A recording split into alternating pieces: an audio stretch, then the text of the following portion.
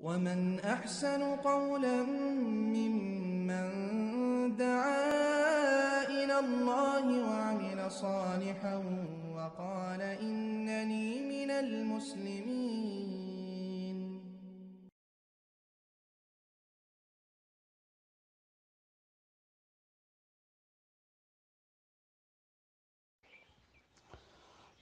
ওয়ালাইকুম আসসালাম রহমতুল্লাহি ওয়া জিজ্ঞাসা করেছেন যে মৃত্যু ব্যক্তি যদি স্বপ্নে তার কিছু চাই তাহলে তার ওয়ারিসগণের করণীয় কি? কোনো করণীয় নেই। চেয়েছে দান করুন, বলা যেতে পারে দান, কারণ মৃত্যু ব্যক্তির জন্য রাসূল সাল্লাল্লাহু আলাইহি ওয়াসাল্লাম বলছেন, ইদা মাতাল ইনসান ইনকাতা আনহু আমালুহু ইল্লা মিন সালাসিন আও মিন সাদকাতিন জারিয়াহ আও ওয়ালাদিন সালিহিন ইয়াদউ লাহু আও ইলমুন ইনতাফাউ বিহি।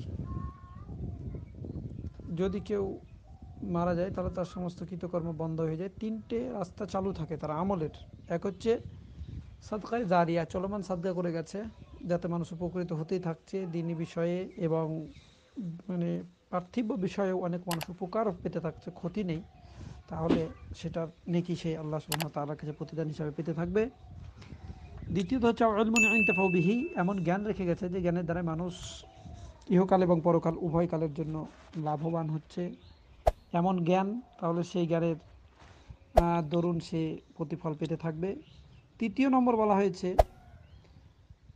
আওয়ালাদুন সালিহিন ইয়াদউ লাহু, সৎ সন্তান যদি দোয়া করে তাহলে কবুল হবে। তো এখন হচ্ছে তার ওয়ারিসগণের দুটো কাজ, এক হচ্ছে তার জন্য ওয়াঢালো দোয়া করা, দ্বিতীয়ত হচ্ছে তার জন্য সদকায়ে জারিয়া করা, দান করা, খয়রাত করা, এই সমস্ত কাজগুলো তার জন্য করতে পারে।